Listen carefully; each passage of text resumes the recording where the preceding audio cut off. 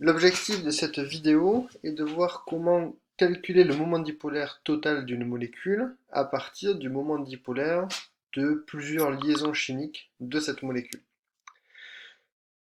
Pour ce faire, nous allons utiliser cet exemple d'une molécule de benzène substituée par un atome de chlore et un groupement nitro. Nous allons considérer uniquement le moment dipolaire de la liaison carbone-chlore, environ 1,57 de Baye, et le moment dipolaire de la liaison entre l'atome de carbone ici et le groupement NO2 de 4,22 de Baye.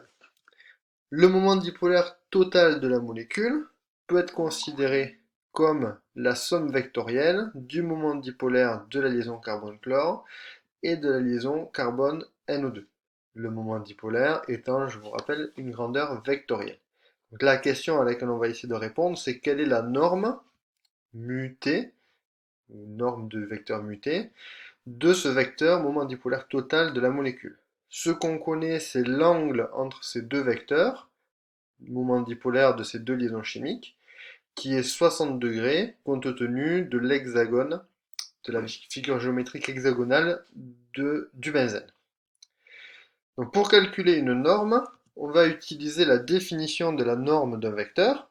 La norme d'un vecteur U est définie à partir du produit scalaire du vecteur. Et donc la norme de U est égale à la racine carrée du produit scalaire du vecteur avec lui-même. Ou encore, si on regarde uniquement la norme au carré, la norme au carré d'un vecteur, c'est égal au produit scalaire d'un vecteur avec lui-même. Donc on va tout simplement calculer, en utilisant cette relation-là, la norme au carré du vecteur moment dipolaire total de la molécule.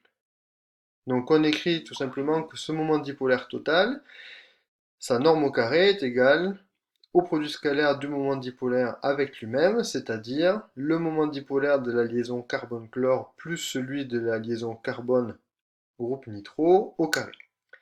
Donc ici on a une identité remarquable A plus B carré que l'on développe classiquement comme le moment dipolaire de la liaison carbone-chlore au carré plus celui de la liaison carbone NO2 au carré plus deux fois le produit scalaire entre le moment dipolaire de la liaison carbone-chlore et celui de la liaison carbone-nitro.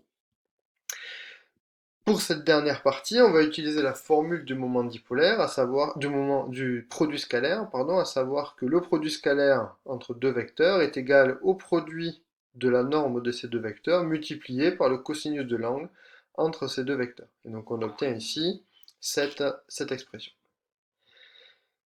Donc nous avons une relation qui ne dépend plus que des normes du moment dipolaire de la liaison carbone-chlore, de la norme du moment dipolaire de la liaison carbone-NO2 et de l'angle. Comme on connaît ces trois quantités, on va pouvoir faire l'application numérique. Il faut penser à prendre la racine carrée.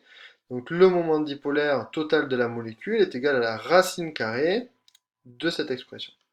Donc on peut faire l'application numérique en utilisant 1,57 de Baye pour la liaison carbone-chlore, 4,22 de Baye pour la liaison carbone-NO2 et 60 degrés pour l'angle, et on obtient un moment dipolaire de 5,18 de Baye pour cette molécule. Les deux moments dipolaires de ces deux liaisons étant orientés dans la même direction, on va avoir un moment dipolaire qui va être ici dans cette direction-là de l'espace. Donc on voit que les deux moments dipolaires vont un petit peu s'ajouter, ce qui fait un moment dipolaire total légèrement supérieur au moment dipolaire des deux liaisons de départ.